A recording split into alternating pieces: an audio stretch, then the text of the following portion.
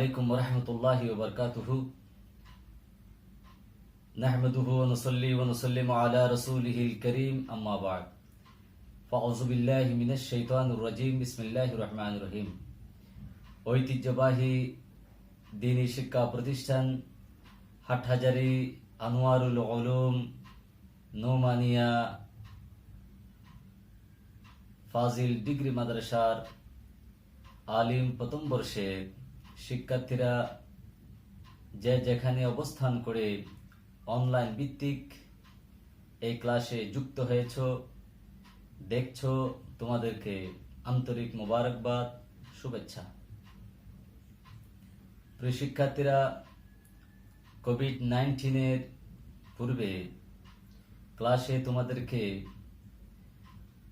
মিশকাতুল মাসাবি শরীফের যতটুক তোমাদেরকে পড়িয়েছিলাম, আজকের ক্লাসে ইনশাআল্লাহুল আজিজ এরপর থেকে তোমাদেরকে পড়াবো।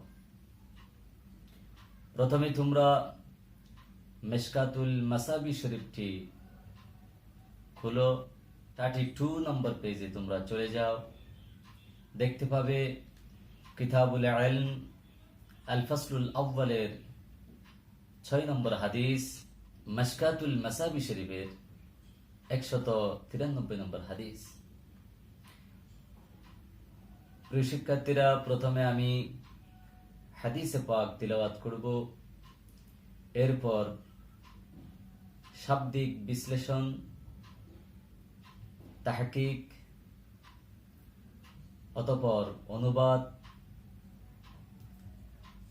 অতঃপর হাদিসে পাকের তাওদীহ, তাশরীহ, ব্যাখ্যা, পরিশেষে হাদিস শরীফের বাস্তব শিক্ষা তুলে ধরব।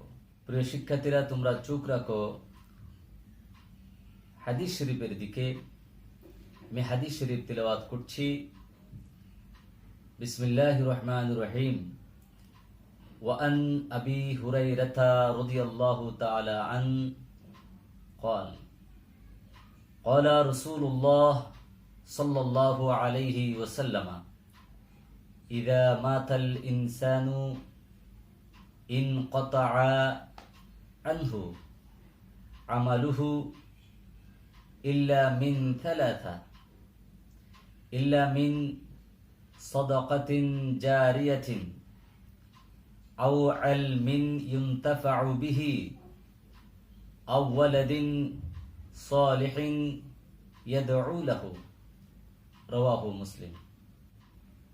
এখন হাদিসে পাকের শাব্দিক বিশ্লেষণ, তাহকিক ও অনুবাদ তুলে ধরব। ওয়ান আবি হুরায়রা রাদিয়াল্লাহু তাআলা আন, হযরত আবু হুরায়রা রাদিয়াল্লাহু তাআলা আনহু থেকে বর্ণিত, ক্বালা, তিনি বলেন, ক্বালা রাসূলুল্লাহ সাল্লাল্লাহু আলাইহি ওয়াসাল্লাম, রাসূল করিম রউফুর রহিম সাল্লাল্লাহু আলাইহি ওয়াসাল্লাম ইরশাদ করেছেন,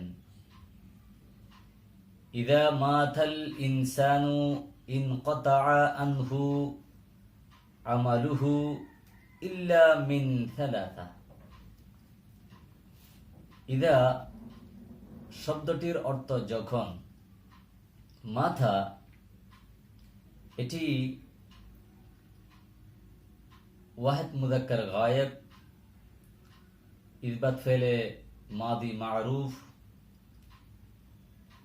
বাবে নাসরা মাজদার আল মৌত। শব্দটির অর্থ হবে সে মৃত্যুবরণ করে। আল ইনসানু শব্দটির অর্থ মানুষ, তবে হাদিস শরীফে আল ইনসান দ্বারা উদ্দেশ্য মুসলমান।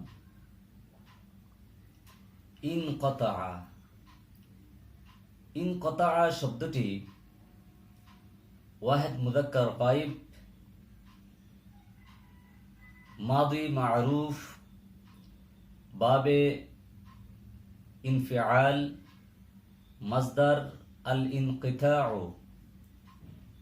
কফ তা আইন মাদ্দা। শব্দটির অর্থ বন্ধ হয়ে গেছে, বিচ্ছিন্ন হয়ে গেছে। আনহু তারই থেকে, আমালুহু এখানে দুটি শব্দ, একটি আমালু আর একটি হু। আমালু শব্দটি ওয়াহেদ, তার জমা আমাল, অর্থ কর্ম, কাজ, আমল। হু এই জমিটি জমিরে মাজরুরে মুত্তাসিল, অতএব আমালুহু এর অর্থ দাঁড়ায় তার কাজ, তার কর্ম, তার আমল। ইল্লা শব্দটির অর্থ ছাড়া, ব্যতীত, মিন খালাসা তিন। অতএব ইদা মাতাল ইনসান ইনকাতা আনহু আমালুহু ইল্লা মিন থালাথা। হাদিসে পাকের এই অংশটুকুর অনুবাদ হচ্ছে, যখন কোন মানুষ তথা কোন মুসলমান মৃত্যুবরণ করে, তখন তার স্বীয় আমল তার থেকে বিচ্ছিন্ন হয়ে যায়, ছিন্ন হয়ে যায়, বন্ধ হয়ে যায়। কিন্তু তিনটি আমলের দরজা বন্ধ হয় না, তিনটি আমলের ধারা সওয়াবের দ্বারা চালু থাকে, অব্যাহত থাকে। সুবহানাল্লাহ। প্রিয় শিক্ষার্থীরা, এরপর দেখো ইল্লা মিন সাদাকাতিন জারিয়াতিন। সাদাকা শব্দটি ইসমে জামিদ। এই শব্দটি ওয়াহিদ, এক বচন, তার জমা আস-সাদাকাত। সাদাকা শব্দের অর্থ আল আতিয়া, দান, সাদাকা, খায়রাত ইত্যাদি। জারিয়াতিন শব্দটি ওয়াহিদ মুআন্নাস, ইসমে ফাইল, বাবে দরাবা, মাজদার আল জিরিয়ানু। শব্দটির অর্থ প্রবাহমান, চলমান ইত্যাদি।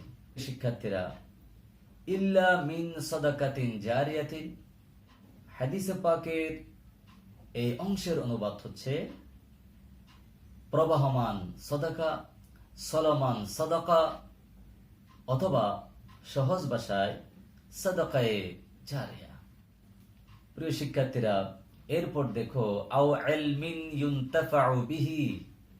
আও ইলমিন কিংবা এমন এলম, এমন জ্ঞান, ইউনতাফাউ শব্দটি ওয়াহিদ মুযাক্কার গায়েব, মুদারা মাজহুল, বাবে ইনফিআল, মাজদার হচ্ছে আল ইনতিফাউ। শব্দটির অর্থ উপকার লাভ করা যায়, কল্যাণ লাভ করা যায়, উপকৃত হয় এমন। বিহি যা দ্বারা, তথা এলম দ্বারা। তাহলে হাদিসে পাকের এই অংশটুকুর অনুবাদ ধারায় আও ইলমিন ইউনতাফাউ বিহি, কিংবা এমন এলম, এমন জ্ঞান যা দ্বারা মানুষের কল্যাণ সাধিত হয়, যা দ্বারা মানুষের উপকার হয়। সুবহানাল্লাহ। প্রিয় শিক্ষার্থীরা, এরপর খেয়াল করো আও ওয়ালাদিন সালিহিন ইয়াদউ লাহু। আও শব্দের অর্থ কিংবা, ওয়ালাদিন সন্তান। ওয়ালাদুন শব্দটি ইসমে জামেদ, এটি ওয়াহেদ, তার জমা হচ্ছে আউলাদ। শব্দটির অর্থ সন্তান। সালিহিন এই শব্দটি ওয়াহেদ মুযাক্কার, ইসমে ফাইল, বাবে নাসারা, আস-সালাহু ক্রিয়ামূল। সালিহিন শব্দটির অর্থ যোগ্য, সৎ, অনেস্ট, পুণ্যবান ইত্যাদি। ইয়াদউ লাহু, ইয়াদউ শব্দটি ওয়াহিদ মুযাক্কার গায়েব, মুদারা মারুফ, বাবে নাসরা, মাজদার হচ্ছে আদ-দুআউ। শব্দটির অর্থ যে দোয়া করে, আহ্বান করে। লাহু তার জন্য। হাদিসের এই অংশের অনুবাদ হচ্ছে কিংবা এমন এক সন্তান, এমন সুসন্তান যে তার জন্য দোয়া করে। রাওয়াহু মুসলিম, হাদিসটি ইমাম মুসলিম রহমতুল্লাহি আলাইহি বর্ণনা করেছেন। প্রিয় শিক্ষার্থীরা, হাদিসে পাকের অনুবাদ দ্বারা এভাবে হযরত আবু হুরায়রা রাদিয়াল্লাহু তাআলা আনহু থেকে বর্ণিত, তিনি বলেন, রাসূল করিম রউফ রহিম ঘোষণা দিয়েছেন, যখন কোনো মানুষ মৃত্যুবরণ করে তথা যখন কোনো মুসলমান মৃত্যুবরণ করে তখন তার আমলের ধার বন্ধ হয়ে যায়, সওয়াবের ধারা বন্ধ হয়ে যায়, কিন্তু তিনটি আমলের ধারা অব্যাহত থাকে, চালু থাকে। সেই তিনটি হচ্ছে: 1 নম্বর সাদাকায়ে জারিয়া, 2 নম্বর এমন এলম বা বিদ্যা জ্ঞান যা দ্বারা মানুষ উপকৃত হয়, 3 নম্বর সুসন্তান যে তার জন্য দোয়া করে। রাসূল করিম রউফ রহিম বলেছেন, মুসলমান ইন্তেকালের পরে আমলের ধারা বন্ধ হয়ে যায়, কিন্তু তিনটি আমলের ধারা চালু থাকে। তোর মধ্যে একটি হচ্ছে সাদাকায়ে জারিয়া। সাদাকায়ে জারিয়া কি? প্রিয় শিক্ষার্থীরা, সাদাকায়ে জারিয়া দুটি শব্দের সমন্বয়ে গঠিত। একটি হচ্ছে সাদাকা, শব্দটি এক বচন, বহু বচনে সাদাকাত। শব্দটির অর্থ আল আতিয়া, দান, সাদাকা, খায়রাত। আর জারিয়া শব্দটি ওয়াহেদ মুয়ান্নাস, ইসমে ফাইল, বাবে দরবা, মাজদার আল জারিয়ান, অর্থ প্রবাহমান, চলমান। অতএব উভয়ের সমন্বয়ে গঠিত সাদকায়ে জারিয়া শব্দের অর্থ হবে প্রবাহমান দান, চলমান দান। অথবা সাদকায়ে জারিয়া আমাদের বাংলা ভাষার সাথে উৎপুতভাবে জড়িত, সহজ ভাষায় আমরা বললেই বুঝতে পারি, অনুধাবন করতে পারি, সেটি হচ্ছে সাদাকায়ে জারিয়া। প্রিয় শিক্ষার্থীরা, সাদাকায়ে জারিয়া কি? সাদাকায়ে জারিয়া বলা হয় মা ইউতা আলা ওয়াজহিল কুরবা লিল্লাহি আযজা ওয়া জাল, অর্থাৎ মহান আল্লাহর নৈকট্য অর্জনের নিমিত্তে যে দান করা হয়, খয়রাত করা হয়, তাকে বলা হয় সাদাকায়ে জারিয়া। তাহলে বুঝতে পারলাম সাদাকায়ে জারিয়া এটা এমন একটি সাদাকা, যতদিন পৃথিবী থাকবে সাদাকাকারী ব্যক্তি কবরে শুয়ে শুয়ে ততদিন পর্যন্ত এর সওয়াব পেতে থাকবে, এর বদলা পেতে থাকবে। সুবহানাল্লাহ। প্রিয় শিক্ষার্থীরা, এখানে একটি প্রশ্ন হতে পারে, সাদাকা কিভাবে প্রবাহমান থাকে, চালু থাকে? আসলে জনকল্যাণমূলক কোন কাজ বা স্থাপনা যতদিন টিকে থাকবে, যতদিন মানুষ তা থেকে উপকৃত হবে, উপকার লাভ করবে ও কল্যাণ সাধিত হবে, ততদিন পর্যন্ত এর প্রতিষ্ঠাকারীর উপর সওয়াব পুঁজতে থাকবে। এমনকি যদিও কিয়ামত পর্যন্ত এটি স্থায়ী থাকে, কিয়ামত পর্যন্ত তার কবরে সওয়াব পুঁজতে থাকবে। সুবহানাল্লাহ। প্রিয় শিক্ষার্থীরা, সাদাকায়ে জারিয়া কি কি? সাদাকায়ে জারিয়া মসজিদ নির্মাণ করা, মাদ্রাসা প্রতিষ্ঠা করা, দ্বীনে ইলম শিক্ষা দেয়া, রাস্তা ঘাট, কালভার্ট, সেতু, ফুল, ব্রিজ তৈরি করা, পানির ব্যবস্থা করা, কূপ খনন করা, নলকূপ স্থাপন করে দেয়া, এতিম বা বিধবা পালনের দায়িত্ব গ্রহণ করা, গরিব তালেবে ইলমকে সাহায্য সহযোগিতা করা, হাসপাতাল নির্মাণ করা, কোন রোগীকে হুইল চেয়ার বা বেড বা চেয়ার দান করা, জ্ঞান অর্জনের জন্য সঠিক বই হাদিয়া দেয়া, যেমন কোরআনুল কারীম, হাদিস শরীফ, তাফসীরের কিতাব, হাদিস শরীফের ব্যাখ্যা গ্রন্থ, ফিকহ শাস্ত্রের কিতাবসমূহ হাদিয়া হিসেবে, উপঢৌকন হিসেবে প্রদান করা ইত্যাদি। এভাবে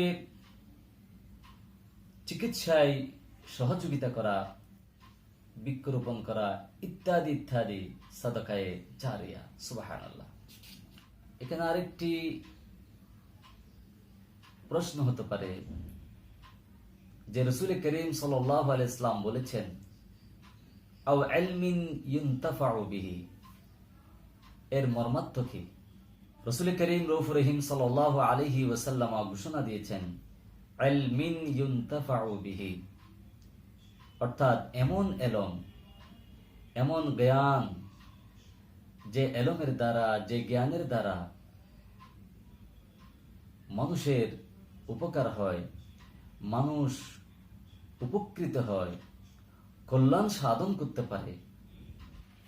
ইলমিন ইউনতাফাউ বিহি, হাদিসে পাকের এই অংশের মর্মার্থ হচ্ছে, যদি কোনো লোক জীবিত থাকা অবস্থায় ইখলাসের সাথে, নিষ্ঠার সাথে, আন্তরিকতার সাথে এমন এলম রেখে যায় যা দ্বারা মানুষ উপকৃত হয়, যেমন সে কোন স্টুডেন্টকে দ্বীনে জ্ঞান শিক্ষা দিল, কোরআনুল কারীম পড়ালেন, তাফসীর পড়ালেন, হাদিস পড়ালেন, ইলমে ফিকহ পড়ালেন, এভাবে দ্বীনি কিতাব পড়ালেন। সেই ছাত্র আরেকজনকে পড়ালো, সে আরেকজনকে পড়ালো, সে আরেকজনকে পড়ালো। এভাবে এই দ্বীনি শিক্ষা দানের এই সার্কেল যতদিন আসমানের নিচে, জমিনের উপরে চলমান থাকবে, অব্যাহত থাকবে, ততদিন পর্যন্ত তার কবরে সওয়াব পৌঁছতে থাকবে। সুবহানাল্লাহ। প্রিয় শিক্ষার্থীরা, ইলমের খেদমত বিভিন্নভাবে হতে পারে। যেমন 1 নম্বর ইলম শিক্ষা দেয়া, 2 নম্বর দ্বীনি কিতাব রচনা করা, মানুষের কল্যাণ হয় এমন কিতাব রচনা করা, গ্রন্থ রচনা করা, যেমন হাটহাজারী আনোয়ারুল উলুম নোমানিয়া ফাজিল ডিগ্রি মাদ্রাসার প্রতিষ্ঠাতা মহোদয় পেশওয়া আহলে সুন্নাহ আল্লামা আজিজুল হক আল কাদেরী রাহমাতুল্লাহি আলাইহি 200 এর অধিক কিতাব রচনা করেছেন। আরবি ভাষায়, উর্দু ভাষায়, ফার্সি ভাষায়, বাংলা ভাষায়, বিভিন্ন ভাষায়। 3 নম্বর দ্বীনি প্রতিষ্ঠান প্রতিষ্ঠা করা, যেমন প্রতিষ্ঠাতা মহোদয় 15টির অধিক শিক্ষা প্রতিষ্ঠান প্রতিষ্ঠা করেছেন। এক একটি প্রতিষ্ঠান দ্বীনি ইলমের খেদমত করে যাচ্ছে। এভাবে ইসলামী আইন কানুন চালু করা ইত্যাদি ইত্যাদি। প্রিয় শিক্ষার্থী, ওয়ালাদিন সালিহিন ইয়াদউ লাহু, এর দ্বারা কি উদ্দেশ্য? রাসূল করিম সাল্লাল্লাহু আলাইহি ওয়াসাল্লাম বলেছেন আওয়ালাদিন সালিহিন ইয়াদউ লাহু, অর্থাৎ এমন সৎ সন্তান রেখে যাওয়া, নেক সন্তান রেখে যাওয়া, যে তার জন্য তথা পিতামাতার জন্য দোয়া করে। সুবহানাল্লাহ। হাদিসে পাকের এই অংশ দ্বারা 2টি উদ্দেশ্য হতে পারে। 1 নম্বর, এর দ্বারা রাসূল করিম সাল্লাল্লাহু আলাইহি ওয়াসাল্লাম পরোক্ষভাবে সন্তানদেরকে সঠিকভাবে আদব, আহলাক ও দ্বীনি শিক্ষা দেওয়ার প্রতি ইন্টারেস্টেড করেছেন, উৎসাহিত করেছেন। অর্থাৎ পিতামাতা উচিত সন্তানদেরকে আদব শিক্ষা দেওয়া, আহলাক শিক্ষা দেওয়া, নীতি নৈতিকতা শিক্ষা দেওয়ার মাধ্যমে চরিত্রবান করে গড়ে তোলা, যাতে করে তাদের মৃত্যুর পর সুসন্তানের নেক দোয়া তাদের উপর চালু থাকে, অব্যাহত থাকে। সুবহানাল্লাহ। এজন্য একটি হাদিসে পাকে রাসূল করিম সাল্লাল্লাহু আলাইহি ওয়াসাল্লাম ঘোষণা দিয়েছেন এভাবে, আদ্দিবু আওলাদাকুম আলা সালাসি খিসাল, হুব্বি নবিয়িকুম ওয়া হুব্বি আহলে বাইতিহি ওয়া কিরাআতিল কুরআন। সুবহানাল্লাহ। অর্থাৎ রাসূল করিম সাল্লাল্লাহু আলাইহি ওয়াসাল্লাম বলছেন, তোমরা তোমাদের সন্তানদেরকে তিনটি আদব শিক্ষা দাও। 1 নম্বর, তোমাদের প্রিয় নবীর মুহাব্বত, 2 নম্বর আহলে বাইতের প্রতি মুহাব্বত, এবং 3 নম্বর কোরআনুল কারীমের শিক্ষা দাও। সুবহানাল্লাহ। প্রিয় শিক্ষার্থীরা, 2 নম্বর উদ্দেশ্য হচ্ছে এর দ্বারা সন্তানদেরকে স্মরণ করিয়ে দেওয়া হয়েছে যে মাতা পিতার ইন্তেকালের পর তাদের কর্তব্য হচ্ছে তাদের জন্য দোয়া করা। আল্লাহ জাল্লা শানুহু সূরা বনী ইসরাইলে ঘোষণা দিয়েছেন এভাবে, বিসমিল্লাহির রহমানির রহিম, রব্বিরহামহুমা কামা রব্বায়ানি সগীরা। সুবহানাল্লাহ। প্রিয় শিক্ষার্থীরা, হাদিসে পাকে এসেছে, কিয়ামত যখন কায়েম হবে, কিয়ামতের ময়দানে একজন ব্যক্তি সে দেখবে যে তাকে পাহাড় তুল্য নেকির স্তূপ সমূহ দেওয়া হয়েছে। তখন সে আকস্মিক হবে, অবাক হবে, আর বলবে, আই রব, পরওয়ারে দিগারে আলম, এত এত আমলের সওয়াব কি করে আমি পেলাম, কি করে আমাকে দেওয়া হয়েছে? আমি তো এত নেক আমল করিনি, নেক আমল করার সুযোগ হয়নি, পেরে উঠতে পারিনি। তখন আমার আল্লাহ বলবে, আই বান্দা, তুমি এত আমল করনি সেটা আমি জানি, কিন্তু যে সন্তানকে তুমি সুশিক্ষায় শিক্ষিত করে রেখে এসেছ, সে অনবরত তোমার জন্যে দোয়া করেছে। তোমার সুসন্তানের মাগফিরাতের দোয়ার কারণে তোমাকে নেকের এই বিশাল স্তূপ সমূহ দান করে দেওয়া হয়েছে। সুবহানাল্লাহ। একতার সমর্থনে হাদিসে পাকের ইবারত এভাবে, ইমাম আবু আব্দুল্লাহ মুহাম্মদ ইসমাইল বুখারী তার রচিত কিতাব আল আদাবুল মুফরাদের মধ্যে এভাবে এনেছেন, তুরফাউ লিল মাইয়িতি বাদা মাউতিহি দারজাতুহু ফায়াকুলু আই রব্বি আইয়ু শাইইন হাদিহি ফায়ুকালু ওয়ালাদুকা ইস্তাগফারা লাকা। সুবহানাল্লাহ। প্রিয় শিক্ষার্থীরা, কোন কোন গুণাবলী থাকলে সন্তানকে সুসন্তান বলা হয়? যে খেয়াল করো, হাদিসে পাকে রাসূল করিম সাল্লাল্লাহু আলাইহি ওয়াসাল্লাম বলেছেন, ওয়ালাদিন সালিহিন ইয়াদউ লাহু। রাসূল করিম সাল্লাল্লাহু আলাইহি ওয়াসাল্লাম হাদিসে পাকের এই অংশে সৎ সন্তানের পরিচয় তুলে ধরেছেন ইয়াদউ লাহু বলে। অর্থাৎ যে সন্তান মা বাবার জন্য দোয়া করে সেই সন্তানকে বলা হয় সৎ সন্তান। সুবহানাল্লাহ। আরেকটি গুণ, যে সন্তান ইসলামী হুকুম আহকাম মেনে চলে। সৎ সন্তানের আরেকটি গুণ হচ্ছে যে সন্তান পিতামাতার কথা শুনে, পিতামাতার কথা মেনে চলে, তাদের পূর্ণ আনুগত্য করে। অর্থাৎ সন্তান যত বড় বীর বাহাদুর হোক না কেন, মেম্বার, চেয়ারম্যান, কমিশনার, এমপি, মন্ত্রী, মিনিস্টার, যত বড় ডাক্তার হোক না কেন, যত বড় ইঞ্জিনিয়ার হোক না কেন, যত বড় আলিম হোক না কেন, যত বড় মুফাসসির, মুহাদ্দিস, মুফতি হোক না কেন, যত বড় হাজি, যত বড় গাজী হোক না কেন, মা বাবার সামনে এসে দয়ার বাহুকে নত করে দিতে হবে। এরকম সন্তানকে বলা হয় সুসন্তান। আরেকটি গুণ হচ্ছে যে সন্তান পাপাচারে লিপ্ত হবে না।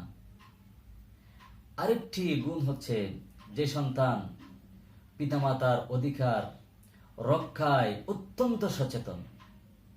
আরেকটি গুণ হচ্ছে যে সন্তান ইসলামী শিক্ষায় আগ্রহী।